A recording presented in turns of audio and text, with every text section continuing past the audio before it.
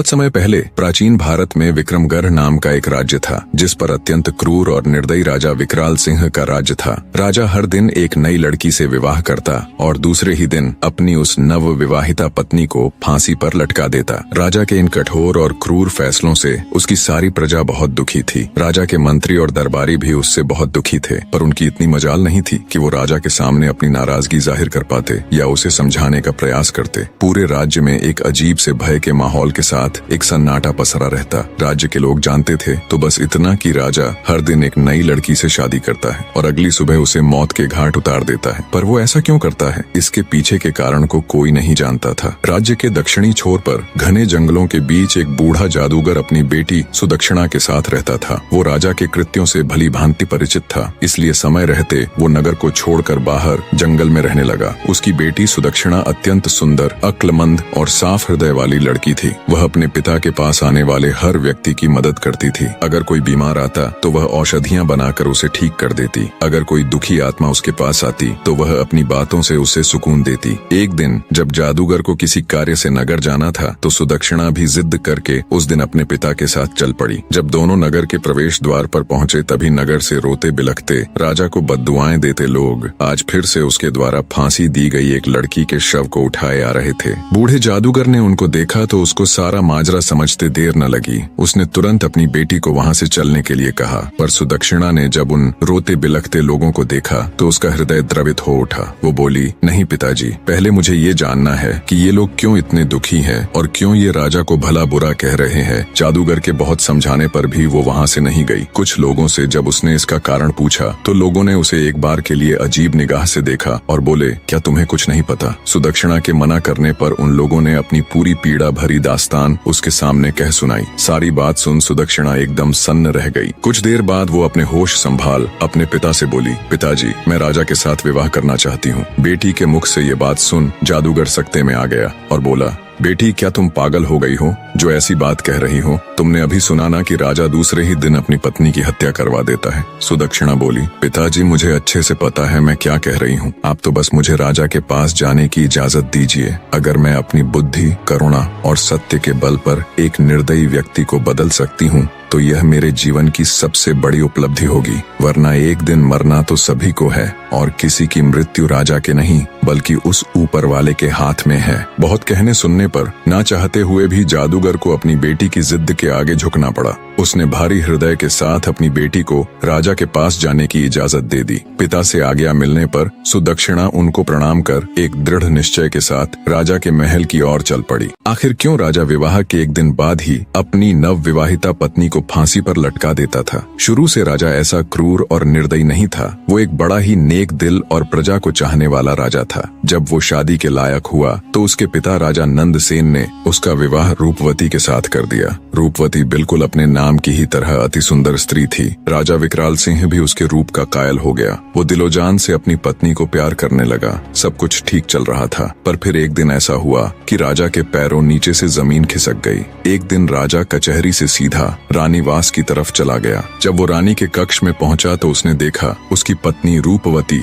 एक गुलाम के साथ इश्क लड़ा रही है। ये देख राजा विकराल सिंह का संसार उजड़ गया। उसने तुरंत अपनी पत्नी और उस गुलाम को जिंदा एक दीवार में चुनवा दिया। रानी रूपवती की मृत्यु उपरांत राजा एक गुमनामी के समुंदर में डूबता चला गया। उसने सबसे मिलना जुलना बंद कर दिया, कचहरी दरबार जाना छोड़ दिया। बस एक अंधेरे कमरे में ही खुद को बंद रखने लगा। राजा जब भी आंखें बंद करता उसे अपनी पत्नी और गुलाम का वो दृश्य याद आता। समय बीता पर वो दृश्य राजा भूल नहीं पा रहा था। बस वहीं से राजा के अंदर एक राक्षस ने जन्म ले लिया और वो प्रतिशोध की अग्नि में जलने लगा। राजा ने मंजे हुए चित्रकारों को बुलाकर रानी संग गुलाम का वो दृश्य ज्यों का त्यों बनवा लिया और उस तस्वीर को अपने शयन कक्ष में टंगवा दिया। अपनी पत्नी की बेवफाई से राजा इस कदर आहत हुआ कि उसे अब पूरी औरत जात ही बेवफा लगने लगी। उसके दिल में औरतों के प्रति ये नफरत की आग कभी कम न हो, इसलिए उसने उस पल की वो तस्वीर बनवा कर अपने कमरे में लगवा ली। क्रोधाग्नि में अंधे राजा ने फैसला किया कि वो हर दिन एक नई स्त्री से विवाह करेगा और अगले दिन उसको मौत के घाट उतरवा देगा। शुरू में राजा के इस दर्दनाक फैसले को लेकर मंत्रियों ने उसे बहुत समझाया, पर राजा ने किसी की नहीं सुनी। तब से लेकर अब तक राजा निर्दयता और क्रूरता से भरा जीवन जी रहा था। इधर जादूगर की लड़की सुदक्षिणा भी राजा के महल पहुंच गई। उसने महल के पहरेदारों से कहा कि उसे राजा से मिलना है, वो उनकी पत्नी बनना चाहती है। ये सुन पहरेदारों ने उसे अजीब निगाह से घूरा और चुपचाप उसका संदेश राजा तक पहुंचा दिया। राजा भी चक्कर में पड़ गया कि ऐसी कौन पागल लड़की है जो खुद मृत्यु को गले लगाना चाहती है। उसने सेवकों को उसे तुरंत उसके पास लाने का आदेश दिया। सिपाहियों के साथ आती सुदक्षिणा को राजा ने देखा तो वो उसे देखता ही रह गया। उसने आज तक इतनी मासूम और सुंदर स्त्री नहीं देखी थी। उसको देख राजा के चेहरे पर खुशी की मुस्कान आ गई, पर जल्दी ही वो फिर से मायूस हो गया। राजा ने सुदक्षिणा से पूछा, ए लड़की, क्या सोचकर तुम यहाँ आई हो? क्या तुम्हें पता नहीं कि मुझसे शादी करने का मतलब मौत को गले लगाना है? सुदक्षिणा दृढ़ निश्चय के साथ राजा की आंखों में देखती हुई बोली, हे राजा, मुझे आपके बारे में सब मालूम है। सब कुछ जानकर ही आपसे शादी करने का फैसला किया है। राजा विकराल हैरान होते हुए बोला, ठीक है, अगर तुम सब जानती हो और तुम्हारा यही फैसला है तो मुझे कोई एतराज नहीं।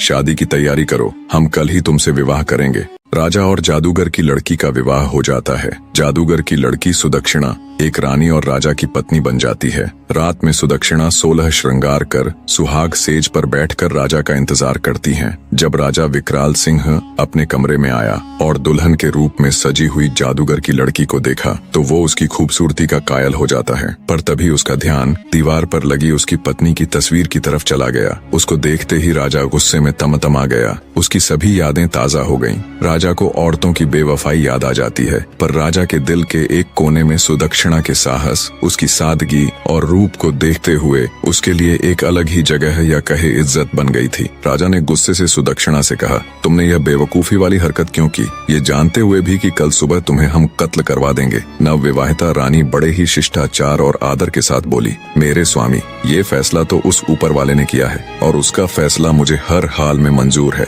राजा बोला, सुबह तुम्हारे साथ क्या होगा ये जानते हुए भी? रानी सुदक्षिणा बोली, महाराज, मैं अच्छी तरह जानती हूँ कि सुबह होते ही आप मुझे मरवा देंगे, लेकिन उससे पहले मेरे पास आज की पूरी रात है और मोहब्बत की खुशी को लंबाई से नहीं नापा जाता बल्कि उसकी गहराई देखी जाती है। राजा बोला, तुम्हारी इन दिल फरेब बातों का मेरे ऊपर कोई असर नहीं पड़ने वाला। रानी सुदक्षिणा बड़े स्नेह और मर्यादा के साथ बोली, हे स्वामी, मैं एक रात के लिए ही सही पर आपकी पत्नी तो हूँ। इस नाते इस रात पर मेरा पूरा हक है। सुबह जो आपको करना है आप कर लीजिए। बोली, महाराज, पर अभी के लिए अपने इस गुस्से को त्याग दीजिए और थोड़े शांत हो जाएं। रानी सुदक्षिणा की बात सुन राजा का क्रोध ठंडा पड़ जाता है और वो आराम से कमरे में रखी एक कुर्सी पर बैठ जाता है। रानी सुदक्षिणा बोली, महाराज, आज की रात आपका दिल बहलाने के लिए मैं आपको क्या सुनाऊं? कोई किस्सा सुनाऊं, कोई शेर और शायरी सुनाऊं या फिर कोई गाना सुनाऊं? राजा बोला, तुम मेरी एक रात की पत्नी हो और इस रात पर तुम्हारा पूरा हक है। चलो तुम कोई किस्सा सुना दो। रानी बड़े अदब से राजा को जी महाराज कह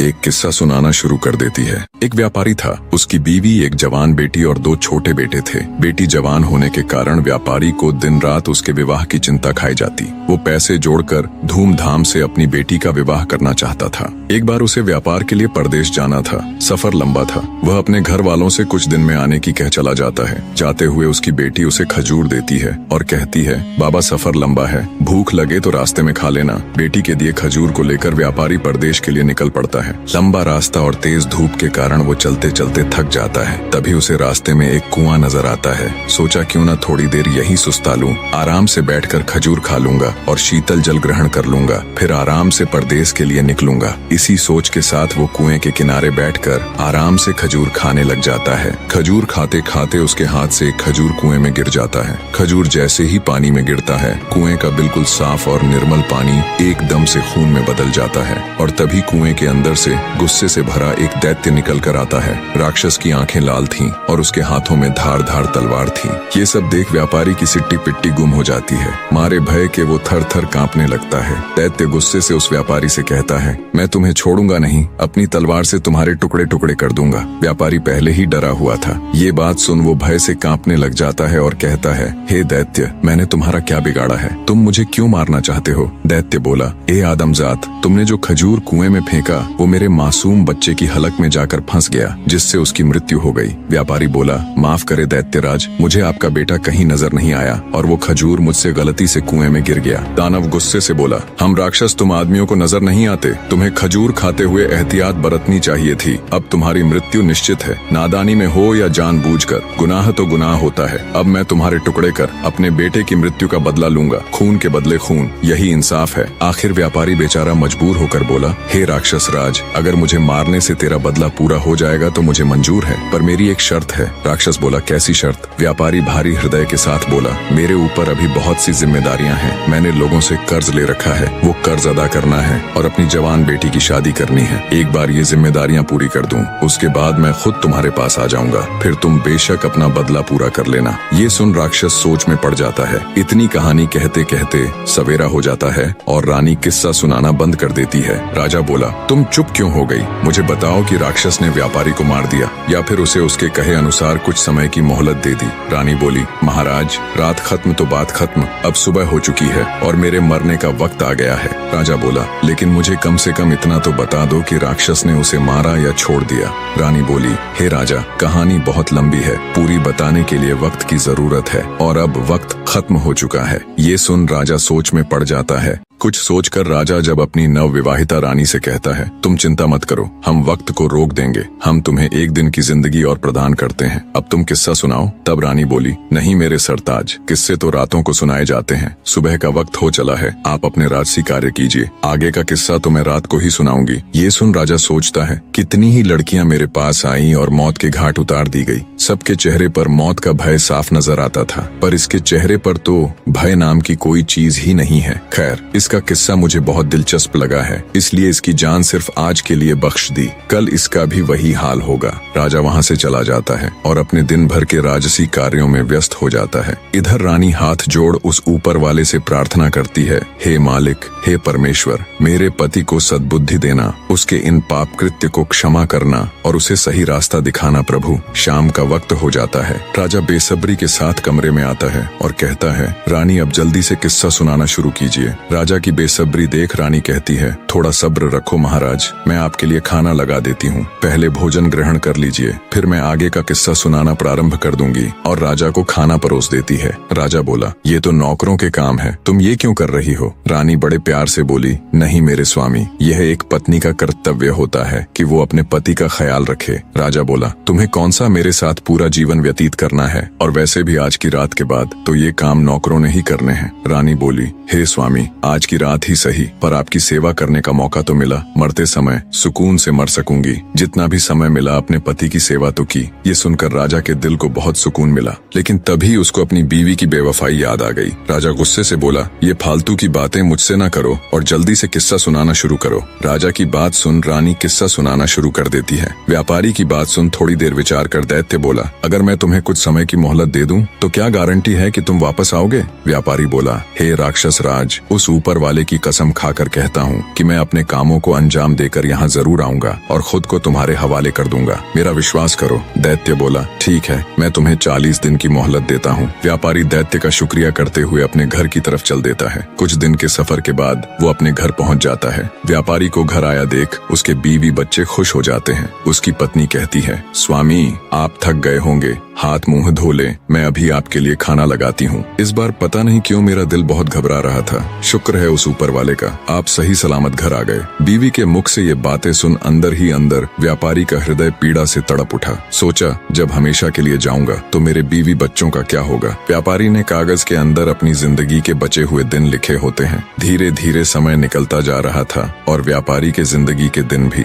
उसने अपनी बेटी के लिए योग्य रिश्ता देख उसकी शादी कर उसे विदा कर दिया। खुशी के साथ साथ व्यापारी अंदर से दुखी भी था, क्योंकि आज उसकी अंतिम रात थी। कल का दिन तुम्हारा आखिरी दिन है, कल वो दैत्य तुम्हारे टुकड़े टुकड़े कर देगा। व्यापारी बिस्तर में पड़ा पड़ा यही सब सोच रहा था। नींद उसकी आंखों से कोसों दूर थी। उसे रह रहकर ये बात खाए जा रही थी कि उसके मरने के बाद उसकी बीवी और बच्चों का क्या होगा। दुखी हृदय के साथ व्यापारी उठकर बैठ जाता है और सिसक सिसक कर रोने लगता है। उसके रोने की आवाज सुन उसकी पत्नी भी उठ जाती है। व्यापारी को ऐसे रोता देख वो घबराकर उससे पूछती है, क्या हुआ स्वामी, आप रो क्यों रहे हो? व्यापारी पहले तो बात को टालने की कोशिश करता है, पर जब उसकी पत्नी ने ज्यादा जोर देकर पूछा तो वो टूट जाता है और सारा किस्सा अपनी पत्नी को रोते रोते कह सुनाता है। सारी बात सुन व्यापारी की पत्नी का कलेजा मुंह को आ जाता है। वो तड़प उठती है और कहती है, स्वामी, आपकी जगह पर मैं उस दैत्य के पास जाऊंगी। मुझे चाहे कुछ भी हो जाए, चाहे वो दैत्य बेशक मेरी जान ही ले ले, पर मैं आपको कुछ भी नहीं होने दूंगी। राजा किस्से के बीच में ही बोल पड़ता है, वाह क्या औरत है, ऐसी औरत भी दुनिया में होती है। ऐसी नेक और वफादार बीवी की दहलीज पर तो फरिश्ते भी अपना सिर झुकाएं। रानी बोली, बिल्कुल ठीक कहा महाराज। कुछ बदकार औरतें होती हैं जिनकी वजह से सभी औरतों पर उंगली उठाई जाती है और सबको एक जैसा समझा जाता है। यह सुनकर राजा सोच में पड़ जाता है। रानी आगे का किस्सा सुनाना शुरू कर देती है। व्यापारी अपनी पत्नी को समझाता है और कहता है, ऐसी बात मत करो प्रिय, मेरे होते हुए अगर तुम्हें कुछ हो जाए तो धिक्कार है मेरे ऊपर। तुमने ये कह भी कैसे दिया कि तुम मेरी जगह उस राक्षस के पास चली जाओगी? गलती तो मुझसे हुई है और इस गलती की सजा तो मुझे ही भोगनी पड़ेगी। तुम मेरे बच्चों का ख्याल रखना, उन्हें मेरी कमी कभी महसूस मत होने देना। व्यापारी अपनी पत्नी को खूब समझाता है। ऐसे ही बातों बातों में रात निकल जाती है और सुबह हो जाती है। व्यापारी भारी हृदय के साथ अपने छोटे बच्चों और बीवी को गले लगाकर उनसे विदाई ले सफर के लिए चल पड़ता है। लंबा रास्ता तय कर वो उसी जगह पहुंच जाता है जहां उसे वो दैत्य मिला था। व्यापारी दैत्य को आवाज देता है, हे राक्षस राज, मैं तुम्हारे पास आ गया हूँ। मेरे 40 दिन पूरे हो गए हैं। आओ और मेरी जान लेकर अपना बदला पूरा कर लो। व्यापारी की बात सुन दैत्य बाहर आता है और व्यापारी को कहता है, तुम बहुत बहादुर हो जो इस तरह खुद मेरे पास मौत के मुंह में आ गए, लेकिन ए आदमजात, मैं तुम्हें मारूंगा नहीं क्योंकि मैं तुम्हें माफ कर चुका हूँ। दैत्य आगे कहता है, जब तुमने मुझसे समय मांगा था तब मुझे तुम्हारे ऊपर यकीन नहीं था, इसलिए उसी दिन से मैं तुम्हारा पीछा कर रहा था। तुमने जो कुछ कहा था वो बिल्कुल सत्य था। अब जाओ और अपने बीवी बच्चों को संभालो, तुम्हारे बिना उनका रो रो कर बुरा हाल है। दैत्य के मुख से ये बातें सुन व्यापारी की खुशी का ठिकाना नहीं रहा। उसने उस दैत्य का हाथ जोड़ शुक्रिया किया। किस्सा जब समाप्त हुआ तब तक राजा पूरी तरह भावुक हो चुका था। वो अब रानी की तरफ प्यार भरी नजरों से देख रहा था। रानी बोली, हे महाराज, सभी औरतें बिल्कुल भी एक जैसी नहीं होती और जब तक आप उस तस्वीर को अपने कमरे से नहीं हटा दोगे तब तक आपकी पीड़ा कभी कम नहीं होगी और आप हर औरत को बदकार ही समझेंगे। इतना सुन राजा अपनी बेवफा पत्नी की वो तस्वीर फाड़कर उसे नष्ट कर देता है और रानी के हाथों को अपने हाथ में लेकर कहता है, हे रानी, आज तुमने मेरा हृदय परिवर्तित कर दिया। मुझ पापी से पता नहीं कितने पाप हुए हैं। हे रानी, तुम धन्य हो, आज तुमने मेरी आंखें खोल दी। रानी बोली, हे महाराज, आप मुझे मारना चाहे तो बेशक मार दे, लेकिन मेरी एक शर्त है कि आप मुझे सिपाहियों के हाथों से नहीं बल्कि खुद अपने हाथों से मारे। मुझे यह बिल्कुल भी गवारा नहीं कि मुझे कोई सिपाही हाथ लगाए। आपके हाथों से मरूंगी तो मेरी रूह को सुकून मिलेगा। राजा बोला, नहीं मेरी रानी, मैं तुम्हें कुछ नहीं करूंगा। मेरा खोखला भ्रम तोड़कर एक जिल्लत भरी जिंदगी से बाहर निकालने वाली देवी हो तुम। हे मेरी प्रिय, मैं हमेशा तुम्हें अपनी पलकों पर बिठा कर रखूंगा। जो और जितना पाप मैंने किया है, शायद उसके लिए वो ऊपर वाला मुझे कदापि माफ न करे, पर बची हुई जिंदगी में मैं सिर्फ खुशियां बांटना चाहता हूँ अपनी प्रजा और तुम्हारे साथ। उधर जब जादूगर को ये बात पता चली कि उसकी बेटी बिल्कुल सही सलामत ही नहीं बल्कि राजा की आंख खोलने वाली उसकी चहेती रानी बन गई है और राजा अब एक नेक इंसान बन गया है, तो उसकी भी खुशी का कोई ठिकाना नहीं रहा। राजा विकराल सिंह रानी सुदक्षिणा के साथ एक हंसी खुशी जीवन व्यतीत करता है। निष्कर्ष, व्यापारी ने अपनी गलती की सजा स्वीकार की, लेकिन उसकी पत्नी और बेटी की निष्ठा और प्रेम ने उसे अंततः एक नई राह दिखाई। राक्षस ने उसकी ईमानदारी और समर्पण को देखकर उसे माफ कर दिया और वह घर लौटने में सफल हुआ। राजा ने रानी की समझदारी और बलिदान को समझा और अपनी पुरानी पीड़ा से मुक्ति पाई। यह कहानी बताती है कि सच्चे प्रेम और नैतिकता की शक्ति से ही जीवन में बदलाव लाया जा सकता है। कहानी में अंत तक बने रहने के लिए आप सबका एक बार फिर से तहे दिल से धन्यवाद। कमेंट करके स्टोरी कैसी लगी अपनी राय जरूर दीजिए और आपके ध्यान में कोई ऐसी कहानी है जिसे आप एक बेहतरीन वीडियो के रूप में देखना चाहे तो जरूर बताएं।